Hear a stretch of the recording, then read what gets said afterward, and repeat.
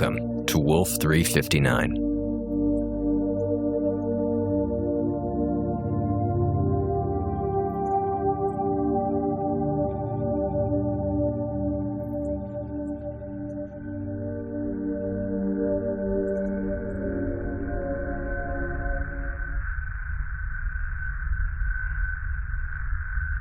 Let's run it again. Shouldn't we take 5, Captain? I think the good ship Lollipop could use a bit of downtime. We all could. The heat and air will replenish themselves as soon as we're able to boot up life support. So let's run it again. That's the spirit. Eiffel? Righto.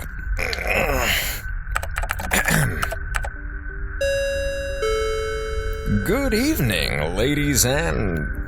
Ladies, this is Communications Officer Eiffel. We're delighted to have you on board this Ford Pinto-class shuttle service for our, 48th startup sequence attempt. Is there any way to stop him from doing this? There's no off switch. I've checked. As you can see, the captain has turned on the fasten seatbelt sign, so please fold up your dining trays, extinguish all your contraband smoking materials, and if you go in for that sort of thing, pray this rust bucket doesn't blow us all up. You good? Yep, 12-step program, take 48. Call it, Captain. Engage aux power unit.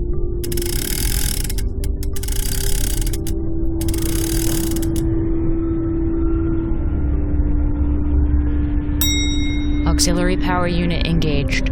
Set hard primer to number 1 position.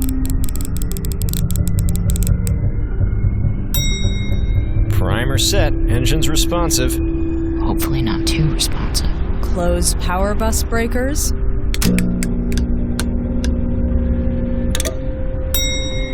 Breakers are closed. Priming fuel mixers.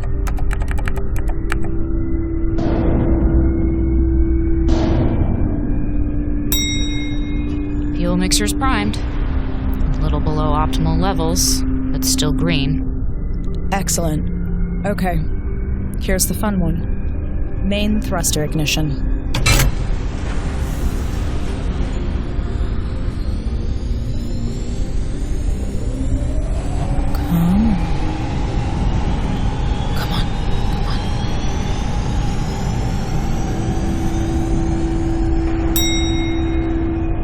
Phew.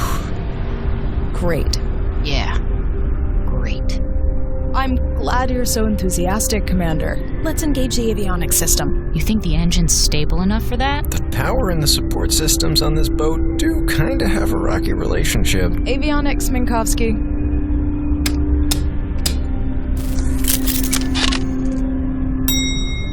Okay. Avionics system engaged. Confirm? It's up. Barely. Now for the $64,000 question. You know that even if we get life support up, there's still more to the startup sequence, right? Of course One insurmountable step at a time. Eiffel, activate the life support systems. Hopefully activating the life support systems. Aye, aye.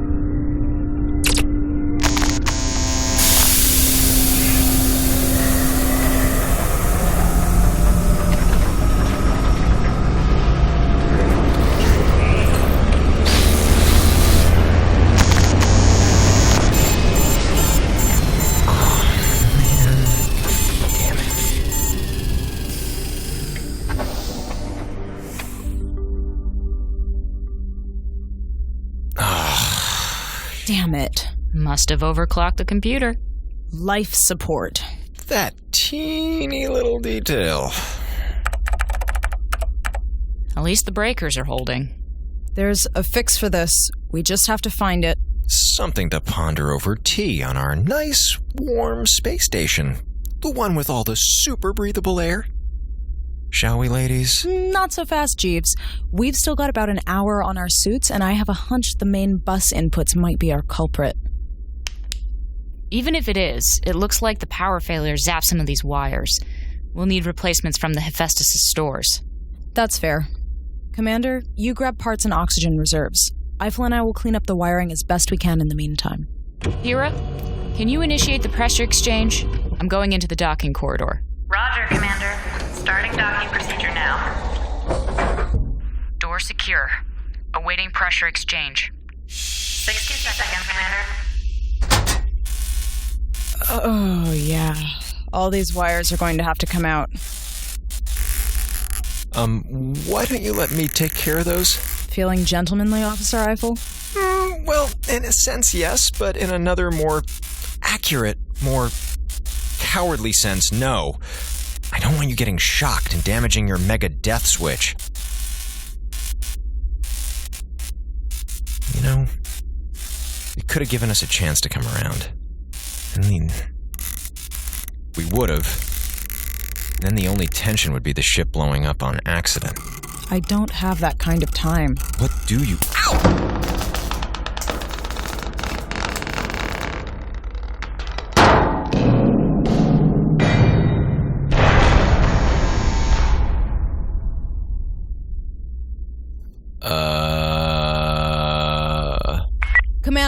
Commander Minkowski, come in. Ow. Just... ow. So, I'm guessing you all noticed the huge electrical surge? I repeat my last... ow. Gonna need a little bit more detail from you, Minkowski. I'm okay. I guess I'm lucky it didn't fry the whole corridor. I'm just... damn. I'm gonna be left-handed for a few days. What happened? Circuit fault? Power fluctuation? Not sure yet. Hira? Hey, don't look at me. For once, this is outside my jurisdiction. But whatever happened disabled my ability to connect with the Hephaestus docking mechanism. Which means? We can't open the station door. Commander Minkowski can do it manually, but only if the pressure is equalized. You'll have to manage that on your end. Somehow. With what? My raw animal magnetism? The life support system. The one we can't get to work. The pressure in there isn't enough already? Nope. Well, let's at least get you back in here, Commander, and No! Or let's not do that. Open the door and the air in here will disperse back through the ship. We'd have to run the life support system for longer. And right now, we can't run it at all. But we can't just leave her out there between a space rock and a non-smoking place. I'll be fine. The important thing is for us to work through it. Did you see whatever you did that caused this mess? Hey, what makes you so sure it's my fault and not old unfaithful here? You really want me to answer that? Commander. No, but it'd be nice if you cut me a little slack, since we're basically doing the aeronautical equivalent of herding cats. Hey. I'd be more willing if you hadn't clearly blown off inspecting the wire casings, or stranded me in an uninsulated metal tube. What? I checked them yesterday. Eiffel. No, really, Commander. You think I want to ride the USS Terrible Idea with all its conductors showing? Hey! Stop talking. The amount of time we have to argue about what happened or whose fault it is limited. Even more limited than that, however, is the amount of time we still have air. So, let's all indulge in one nice, deep, BS cleansing breath, okay?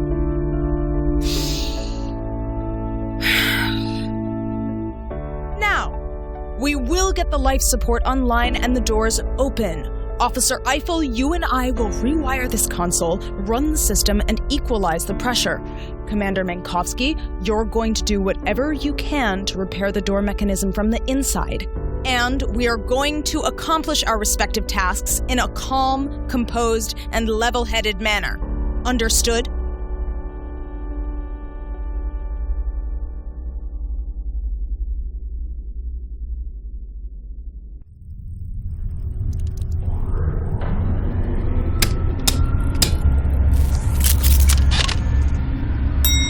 Avionics system engaged, Captain. Great. Just give me 1 second.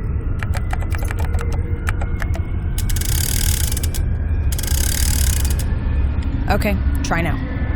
Yes, sir. Going for cabin pressure. No pressure. Absolutely none.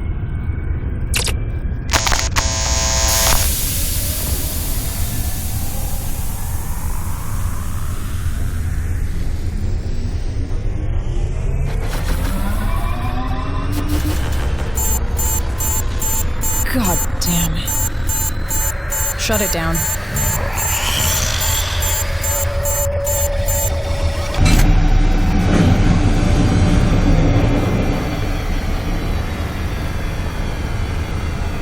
That sounded marginally less catastrophic. Yeah. Engine's holding, Commander, but still no dice on the life support. How are you doing? Not much more I can do on my end. And temperature-wise? It's bracing. Just keep moving. We're gonna get this. Right. So, what's next?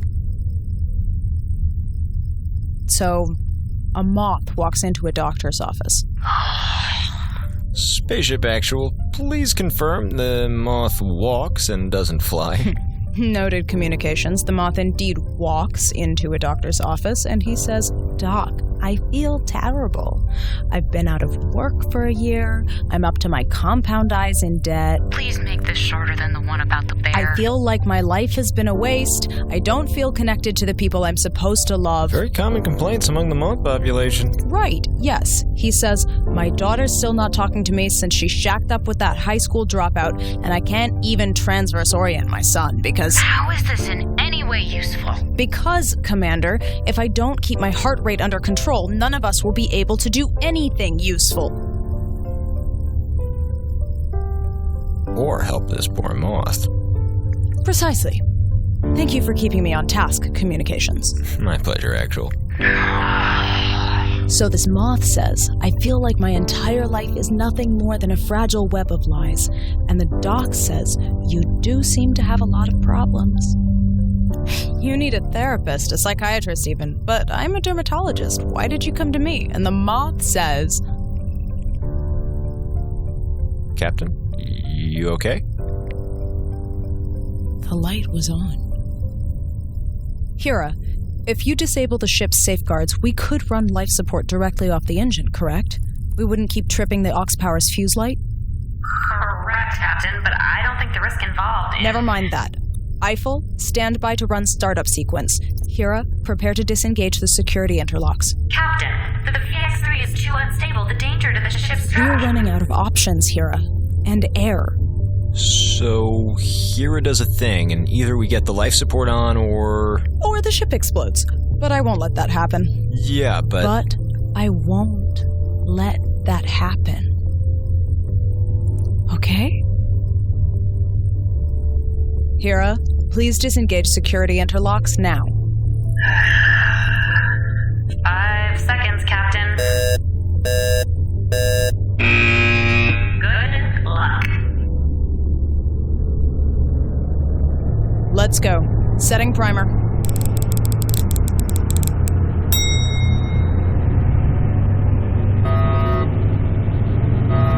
Captain? Not now, Eiffel. Closing power bus breakers. Priming fuel mixers? Captain, none of these are happy sounds. Should we be... Shut up. Initiating main thruster and engaging avionics.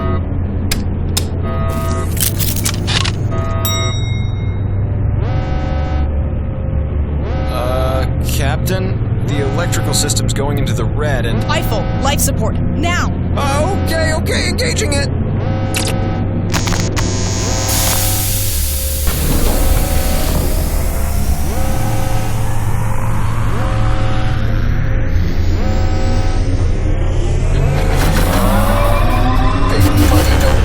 No whammies. Give it a moment. Please don't blow up.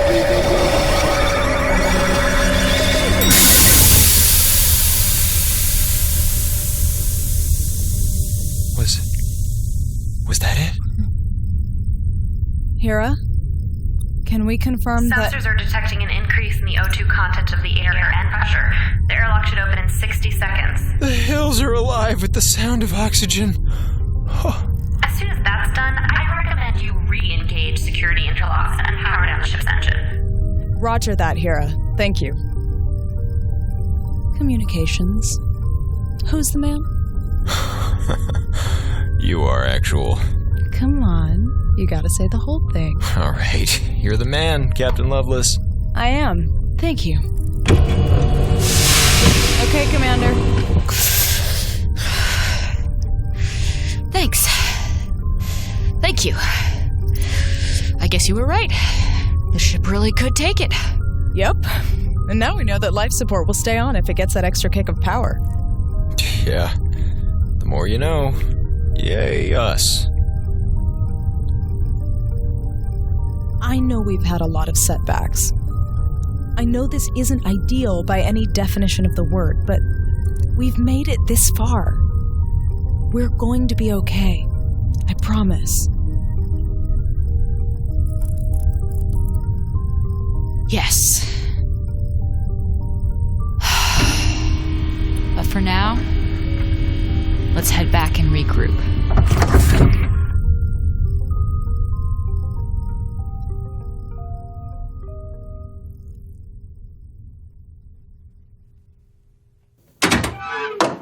Hey, Commander. Your arm okay? Sore. But I'll be fine. You? Oh, still pretty thrilled we got the life support to fire up. And also pretty not thrilled. You sure this room's bug-free? The Dread Pirate Lovelace is pretty resourceful, I'll admit, but I've got instruments running interference like I'm, some sort of catcher at a political debate thing? Not your best. It's been a long day. Hira, you're still with Lovelace on the bridge? I'm walking her through the shuttle's wiring configuration. It should take at least half an hour. We'll keep it short. Life support. That was the big one. As long as that wasn't coming online, we knew we had time. But now we might need to do something drastic if we're going to stop her from blowing up the Hephaestus. And Hira. She's pretty civil for a murderer. I'll give her that. I think I know what we should do. Watching her today, she could have opened the rear hatch and stranded you, Commander. She could have tried blowing the airlock. She didn't. Even in a crisis, she didn't cross that line. So that's what we need. A crisis. Eiffel, we have a crisis.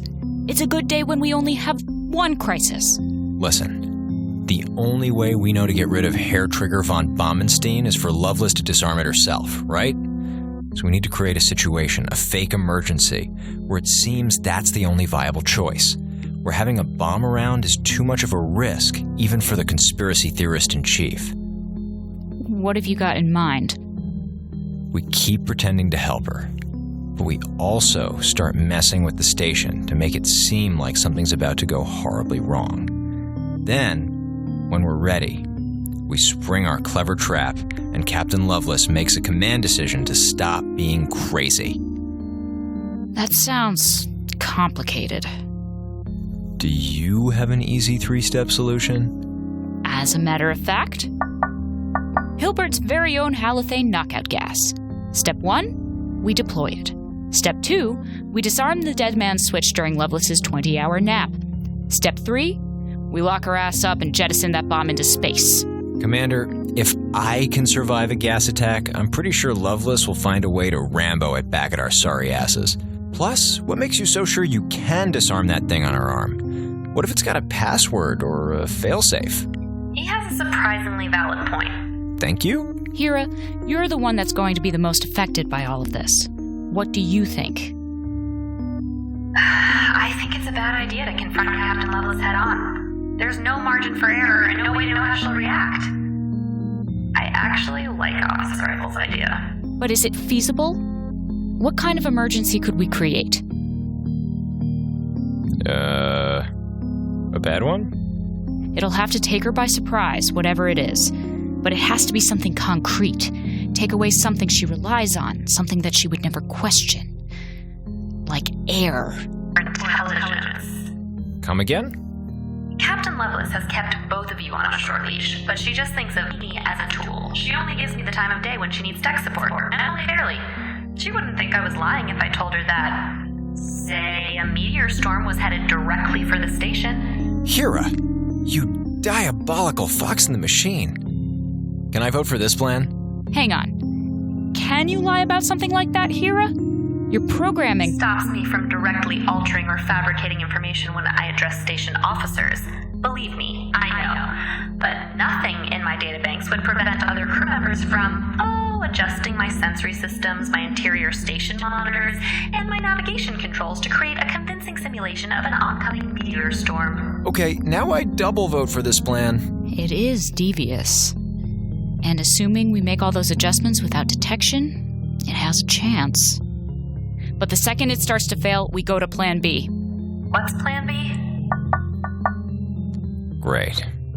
Hira, we'll start making the adjustments to your systems. But I'd like you to start calculating release vectors for the halothane if we need it. I'll work on that. Good. Okay. Well, I think we have our mission. Yeah, it'll be great. This is awesome. This is totally gonna work. This is definitely the play. I'm super stoked about this course of action. This is gonna work. Officer Eiffel? Yes? Shut up. This is gonna end well.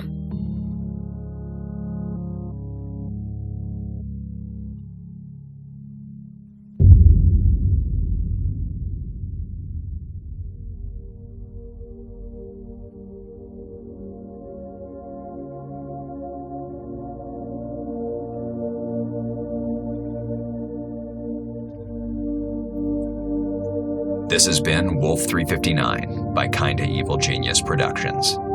Tonight's episode was written by Sarah Shackett and directed by Gabrielle Urbina. The roles of Eiffel and Hilbert were played by Zach Valenti. The role of Minkowski was played by Emma Sherjarko. The role of Hira was played by Michaela Swee, and the role of Loveless was played by Cecilia Lynn Jacobs. Original music by Alan Rohde, and audio recording by Jared Paul. Want an easy 3-step solution to supporting the show? Step 1. Subscribe to us on iTunes. Step 2. Rate us on iTunes. Step 3. Review us on iTunes. You can also check us out on Tumblr and Twitter at Wolf359 Radio for our latest news and extras.